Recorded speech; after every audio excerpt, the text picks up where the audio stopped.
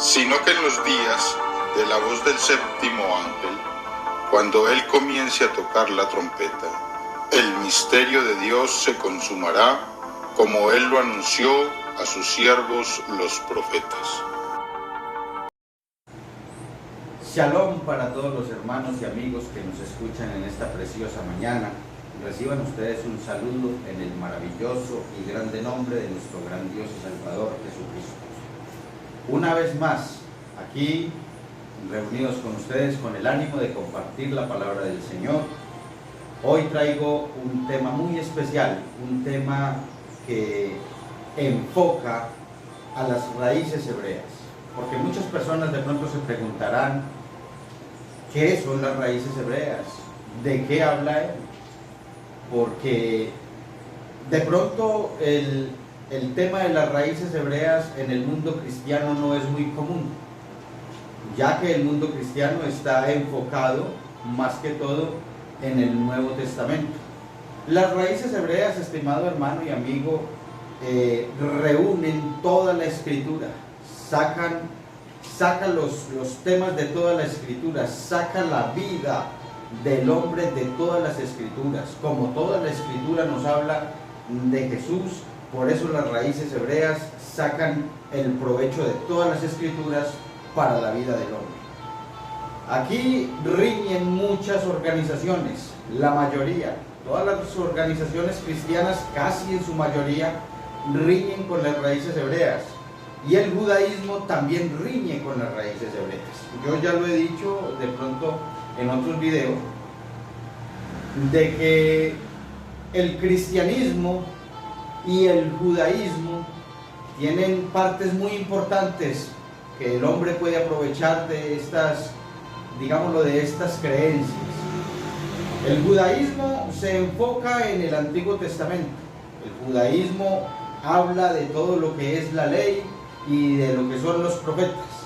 El cristianismo se enfoca en lo que son los apóstoles, los discípulos de Jesús, de la vida de Jesús en adelante hasta los tiempos de hoy. Ahí se enfoca el cristianismo. Las raíces hebreas se enfoca desde Génesis hasta Apocalipsis. Las raíces hebreas cogen el tema completo de la palabra del Señor, porque la Biblia se nos fue dada, este manual de vida se nos fue dado, pero en un tema completo. Entonces vamos a tocar hoy este maravilloso tema. Yo lo he titulado, título que le puse, tabú con las raíces hebreas. ¿Por qué un tabú? Porque cuando empezamos a estudiar raíces hebreas, personalmente cuando empecé a estudiar raíces hebreas, recibí rechazo de la organización a la que yo asistía. Recibí rechazo por parte de los líderes y de algunos hermanos de la congregación. Cuando yo empecé a estudiar raíces hebreas, en ningún momento, y aún todavía en ningún momento, el objetivo es sacar a los hermanos de la organización de sana doctrina. Si usted, estimado hermano, asiste a una organización de sana doctrina donde tengan a Jesús como Dios y como suficiente Salvador, donde bauticen en el nombre de Jesús para perdón de pecados, en ningún momento yo exhorto a algún hermano a que se salga de la organización, ya que es muy bueno tener un fundamento como el que se predica del bautismo en el nombre de Jesús y Jesús como el único Dios. Pero sí exhorto a los hermanos a que no se queden solamente con lo que les enseñan ahí. Está bien que es bueno lo que nos enseñan y la doctrina está bien que es buena, pero hay más, hay mucho más en las Escrituras. Jesús lo dijo: escudriñad las Escrituras porque a vosotros os parece que en ellas tenéis la vida eterna. Hay que escudriñarlas porque hay mucho más, aquí hay mucho de a dónde coger. Y por eso vamos a tomar una lectura. La voy a tomar en el libro de los Hechos, en el capítulo 24, en el verso 14. Porque aquí habla precisamente una persona de creencia judía, este era Pablo, ¿sí? Pero también fue enviado a los gentiles a predicar el evangelio. Miren lo que dice Pablo en este solo texto, y de aquí vamos a partir con la enseñanza. Dice Pablo: pero esto pero esto te confieso, que según el camino que ellos llaman herejía, así sirvo al Dios de mis padres, creyendo todas las cosas que en la ley y en los profetas están escritas. Oiga, pero esto te confieso, que según el camino que ellos llaman herejía, así sirvo al Dios de mis padres, creyendo todas las cosas que están en la ley y en los profetas están escritas. Qué bonito pasaje, porque Pablo, a pesar de que era de una creencia judía, cuando Dios le hace el llamado y recibe este llamado de parte de Jesús, Pablo no se ata a sus creencias y a sus costumbres, sino que recibe el conocimiento de Dios y hace un análisis de todo lo que había sucedido en tiempo atrás y de lo que se venía cumpliendo con Jesús. A pesar de que en el tiempo de Pablo no existía el Nuevo Testamento. En el tiempo de Pablo apenas iban a iniciar los apóstoles a escribir, pero ya a Pablo se le había revelado que la sombra, que lo que se había escrito allí en el Antiguo Testamento, Cristo había cumplido parte y aún todavía falta más parte para cumplir. Entonces, ¿qué hacemos con las raíces hebreas? Cogemos lo de atrás, lo del Antiguo Testamento, cogemos los mandamientos, cogemos lo que Dios nos enseñó a través de los profetas, cogemos el nombre, porque si miramos hoy, las organizaciones no tienen un nombre, ellas se identifican, algunas se llaman de un movimiento, de otro movimiento. No quiero hacer énfasis en ninguna religión en especial, todas tienen su nombre para allí, para registrarse en la Cámara de Comercio, pero Dios a su pueblo le dio un nombre. Entonces, si usted, estimado hermano, usted, estimado amigo que asiste a alguna organización, de pronto ha dicho esta palabra: mi iglesia, la que yo asisto, es la iglesia verdadera. Entonces usted debería de identificarse con el nombre que Dios le dio a su pueblo. Eso lo puede escudriñar en el libro de Isaías, capítulo 43, del verso 1. Dice la palabra del Señor: así dice Jehová, creador tuyo, oh Jacob, y formador tuyo, oh Israel. No temas, porque yo te redimí, te puse nombre, mío eres tú.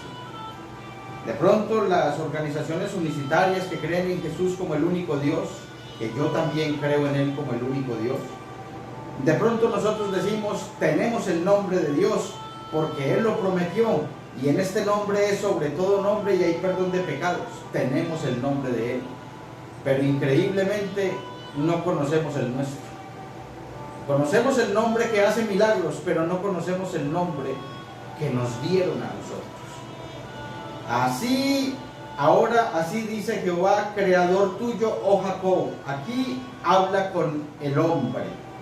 Y formador tuyo, oh Israel. Aquí habla con el pueblo. Porque yo te redimí, hay un solo redentor. Te puse nombre, mío eres tú. Si Él le puso nombre, ¿cómo te llamas? Porque el nombre de Él, el nombre del pueblo del Señor, siempre ha sido Israel. Ese fue el nombre que Él le puso. Nosotros en las organizaciones cristianas tenemos como costumbre coger muchas cosas del Antiguo Testamento. Cogemos muchas cosas para nosotros. Por ejemplo, hay muchas personas que se enfocan en textos que levantan mucho el ánimo. Por ejemplo, en Josué 1:9 dice: mira que te mando que te esfuerces y seas valiente, no temas ni desmayes, porque Jehová tu Dios estará contigo donde quiera que vayas. Eso lo usa mucho, yo lo he escuchado mucho, prédicas acerca de esto. Pero ese es el verso 9. El verso 8 no lo practican, cuando dice: nunca se apartará de tu boca este libro de la ley. Eso no lo aplican. Mire que el cristianismo a nosotros de cierta manera nos acerca mucho a Cristo, y eso está bien. Está bien que nos acerquen a Cristo porque Él es el todo. Pero ¿por qué nos alejan de su palabra, de sus mandamientos? ¿Por qué nos alejan de todo el contorno que tiene que ver con las palabras que Cristo anunció acerca de los mandamientos? ¿Por qué cogemos para nosotros las costumbres que tenía Israel con su pueblo cuando presentaban los niños? Así también nosotros cogemos estas costumbres. Y yo he visto que en la organización también presentan los niños con esta palabra. Pero si esa forma de presentar los niños era para el pueblo de Israel, el gentil, el cristiano, que dice que no tiene que ver nada con Israel, que dice que está en un puesto diferente al pueblo de Israel, porque el cristianismo de hoy en día dice que somos diferentes, que no pertenecemos a ese pueblo, pero cogemos las palabras que le fueron dadas al pueblo.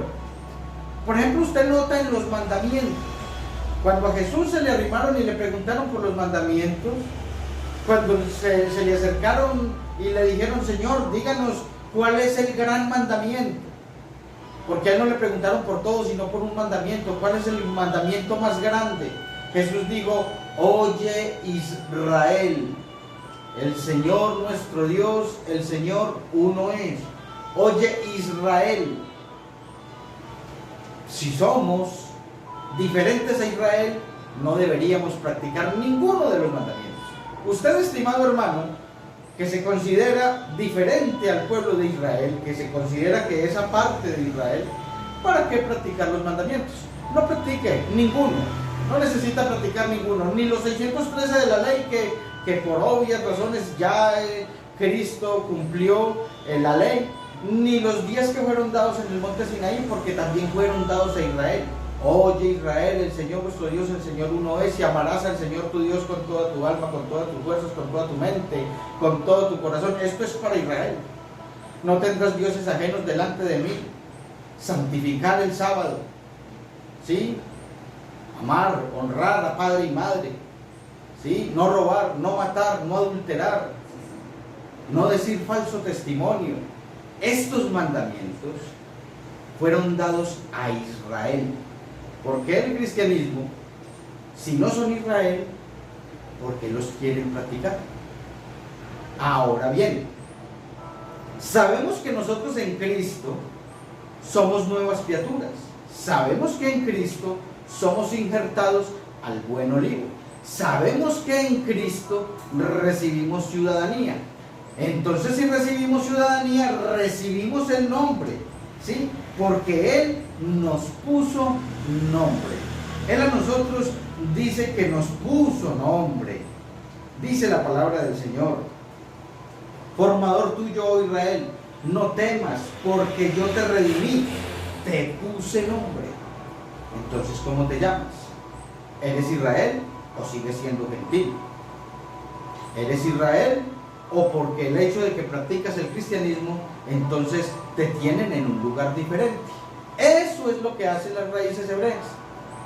Coger lo bueno, lo sano de Dios para el pueblo, todo lo que Dios le dio bueno para el pueblo, sus mandamientos, su escritura, cogerlo y en el Nuevo Testamento unirlo, porque no podemos enfocarnos solamente en el Nuevo Testamento y dejar atrás el Antiguo Testamento.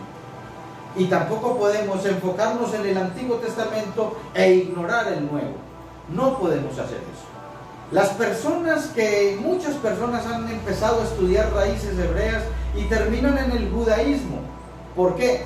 Porque se enfocan a estudiar el Antiguo Testamento, la ley y todo lo que Dios dio allí en el desierto, los 613 preceptos que Dios dio allí, esos mandamientos. También cogen los mandamientos del Sinaí, cogen todo lo del Antiguo Testamento y comienzan a estudiarlo, y entonces ya ellos quieren ir a la circuncisión, ellos ya quieren empezar a practicar ritos, empezar a practicar sacrificios y todo esto. Y Pablo dice: de Cristo os desligáis, los que por la ley os justificáis, de la gracia habéis caído. No podemos hacer esto, porque si nos quedamos enfocados en el Antiguo Testamento, entonces caemos de la gracia de Cristo.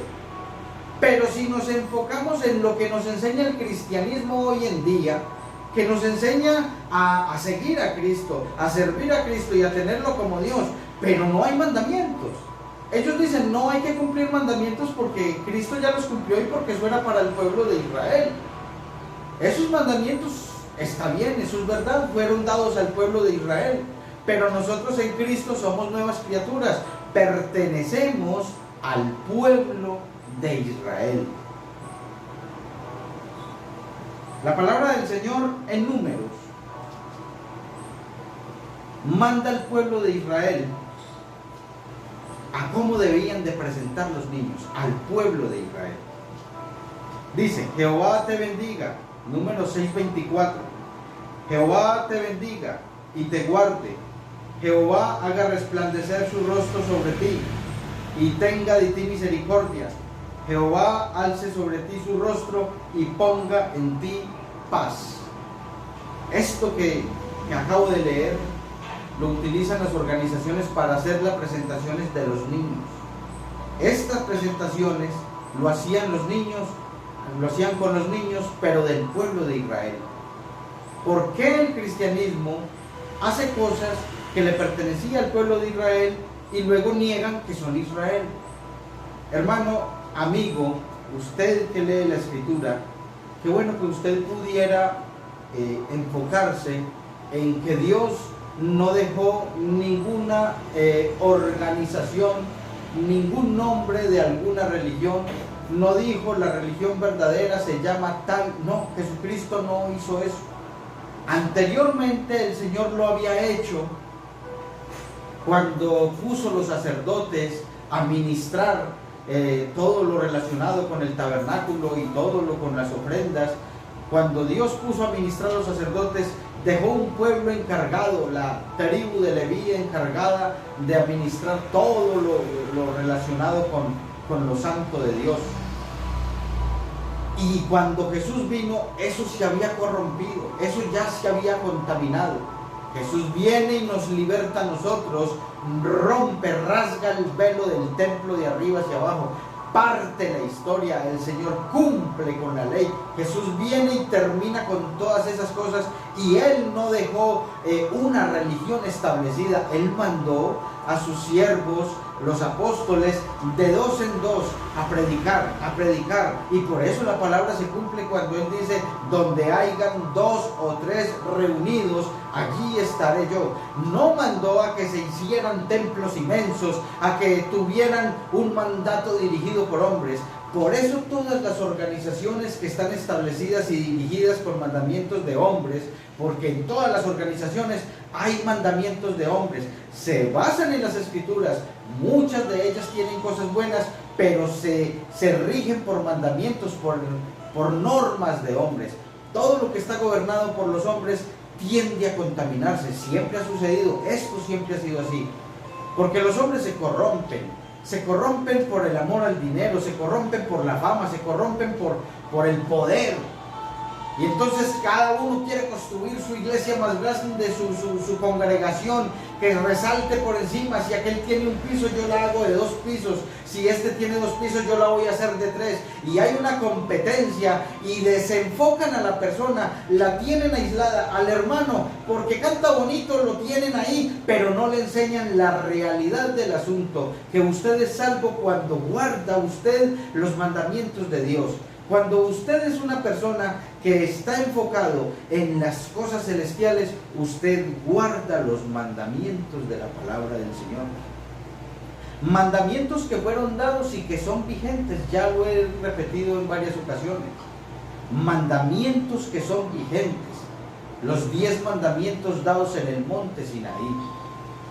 Las raíces hebreas lo que hace es coger todo esto, sacarnos de la rutina de los hombres, sacarnos de la rutina de ir a culto martes, jueves, esto y esto y esto y esto, y de estar a toda hora enfocados en un servicio que nosotros a veces miramos y decimos, y el amigo, y el prójimo, porque nos pasamos haciendo fiestas y reuniéndonos nosotros, y alimentándonos nosotros, y yendo a la congregación y estando allí tan reunidos, y la gente se está perdiendo porque nosotros estamos enfocados en construir templos y alzar catedrales, sabiendo que Dios nunca mandó esto. Los apóstoles no tuvieron esta costumbre y nosotros somos fundamentados sobre el fundamento de ellos. Ellos nunca hicieron este tipo de cosas. Usted lo analiza y ellos se fueron de a dos. Los primeros 70 que el Señor mandó, los mandó de dos en dos a que predicaran las buenas nuevas. Pero nosotros venimos con unas costumbres muy peligrosas, unas costumbres muy romanas, donde tratamos de distorsionar la palabra de Dios, donde nosotros creemos, y hay personas que dicen que el todo está en ir a culto, en todo está en ir a un servicio, que ahí está la santidad del hombre. La santidad del hombre no está en ir a culto todos los días. La santidad del hombre está en amar a su prójimo, en administrar su casa. Usted es sacerdote de su casa. ¿Cómo ministra usted a sus hijos, a su familia? ¿Cómo los trata usted? ¿O solamente es una persona que saluda cuando está en la congregación? Ahí sí Dios lo bendiga, y en la calle no conoce a nadie. Eso nos han enseñado a nosotros, que cuando vamos allá, entonces venimos consagrados, y eso no es una verdad. La verdad es que nosotros tenemos que escudriñar toda la Escritura, no estar atado por ninguna organización, no estar atado por ninguna denominación regida por algún hombre, porque todos ellos ponen leyes, todos ellos ponen normas, todos ellos tienen un monopolio en sus congregaciones, en sus organizaciones, porque esto viene desde arriba hasta abajo, y de pronto algún pastor de pronto dice, me interesan las raíces hebreas, y lo comienza a predicar. Los demás arriba los van destituyendo, porque ellos ya tienen un imperio establecido, y todo el que se salga de esa norma, de ese molde, entonces ya es un hereje. Ya lo tratan de hereje y no miran la vida de la persona. Si es que en verdad se apartó de Cristo, ¿qué está haciendo? No la miran. Simplemente lo critican y dicen, no está conforme a la organización, entonces para afuera, destituyámoslo. Eso es lo que hacen cuando el amor de Dios acoge todo el que llega, lo limpia, lo sana, le muestra quién es para darle la vida eterna. Eso es lo que hace Cristo. Cristo nunca menospreció a nadie de los que se le acercaron. A todos ellos los atendió, los sanó, los alimentó, les dio vida eterna, les entregó la palabra. Muy bueno pudiera ser que muchas personas se interesaran más en la Escritura que en su organización, que leyeran más los mandamientos de Dios y practicaran más las cosas de Dios que las cosas de los hombres. Estamos en un tiempo peligroso y no estamos tratando de desviar a las personas ni decirle no vuelva a la congregación, no. Puede congregarse, si está en una iglesia, en una organización de sana doctrina, como dije al principio, donde te enseñan que Jesús es el único Dios, donde te enseñan que el bautismo en el nombre de Jesús perdona pecados. No necesitas de retirarse de ahí, estimado hermano. Siga yendo, siga asistiendo, siga alabando al Señor. Pero si usted se da de cuenta de que los mandamientos, si usted lee la Escritura y mira las grandezas de Dios y a lo que a Dios le agrada y lo que a Dios le gusta, y usted ve que a Dios le agrada, no se necesita de retirar, pero practique la justicia.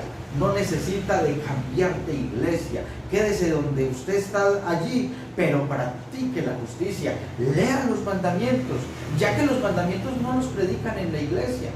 Y cuando los predican hacen énfasis de 9: amar a Dios sobre todas las cosas, no jurar su santo nombre en vano, honrar a padre y madre, no matar, no robar, todos estos mandamientos. Pero cuando llegan al cuarto se frenan en seco. Cuando llegan al cuarto mandamiento, que es guardar el sábado, entonces se frenan en seco, como si esto fuera algo, digámoslo, un pecado mortal, descansar el sábado. Dios mandó a descansar el sábado. ¿Cuál es el problema? El problema es que como las organizaciones están tan adoctrinadas con la organización católica romana, casi todas las religiones cristianas vienen de esa simiente. Estudie. Estudie quién fue el primer cristiano, estudie quién fue el que cambió las normas. ¿Quién fue este Constantino que dijo, no, ya no más el sábado, que sea el domingo? ¿Quién fue el que hizo esto? Estudie quién fue el primer protestante. Estudie y usted va a analizar, estimado hermano, que todas las organizaciones cristianas, en su mayoría, vienen de una simiente romana. Y por eso es que le repudia cuando a usted le hablan de que el cuarto mandamiento es descansar el sábado. Por eso es que se incomodan cuando uno dice el sábado es un mandamiento. Ahí mismo comienzan a especular y a decir se volvieron adventistas, se volvieron esto, se volvieron aquello. No, es que el primero que descansó el sábado fue el Señor. Escudriñelo allí en la Biblia, Génesis capítulo 2. Es el único día que el Señor dice que lo bendijo y lo santificó. Usted no encuentra eso.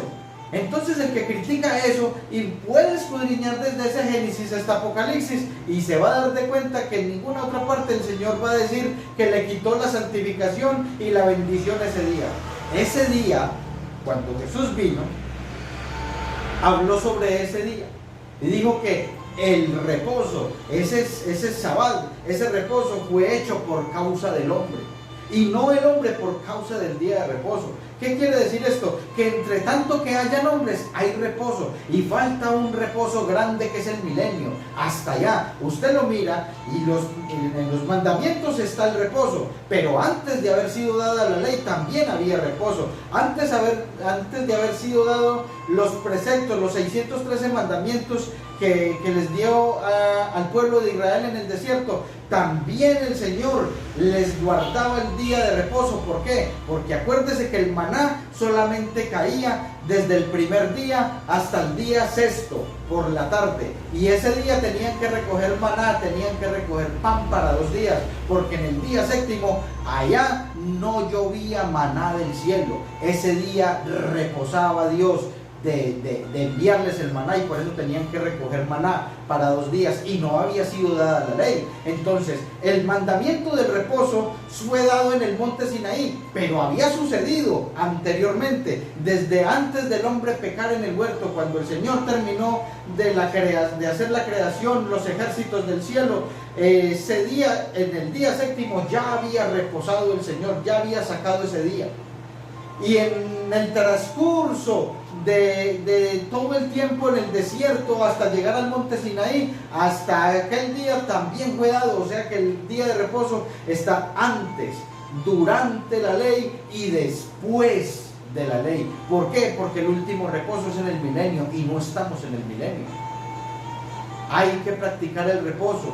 Hay muchas personas que se pegan de las escrituras, muchas malinterpretaciones, porque nos acostumbramos a que nos lean solamente una traducción.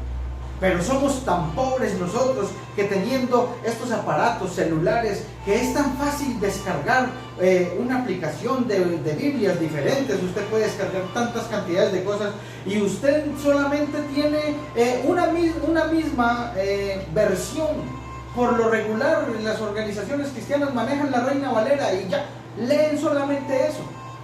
Y no sacan un poco, no escudriñan un poco para mirar las otras versiones. ¿Qué dicen las otras versiones? Hay versiones que son un poquito, casi todas tienen, digámosle, errores de traducción, pero hay unas que son más acomodadas, un poquito más organizadas, digámoslo así, que tienen palabras más legítimas. ¿Sí? La Reina Valera es una buena Biblia y leo en ella. Cada que hago los videos leo en ella porque yo sé que la audiencia, los que me están viendo, acostumbran muchos a leer la Reina Valera. Pero de aquí para adelante, cuando lea la Reina Valera, voy a procurar ya no decir más la palabra Jehová, voy a procurar pronunciar Yahweh, porque es que la palabra Jehová no se encuentra. ¿Sí? La palabra Jesús también fue una transliteración. Dicen que es traducción, no es traducción, es transliteración. Lo que pasa es que Dios es muy soberano y nos entiende por el nombre de Jesús, maravilloso y glorioso el nombre de Jesús. Pero no se llama Jesús, se llama Yeshua. La palabra iglesia, eso también es muy romano, eso tampoco se encuentra, no es iglesia. No es iglesia, es una congregación, es una asamblea. Eso es lo que quiere decir. Escudriñe otras versiones, empápese de la escritura. No se siente solamente ahí en una organización como un robot para que coma todo lo que le dan y se va para la casa y ya. No, hermano, no. Usted tiene algo muy valioso que es su alma, no la deje en manos de otro.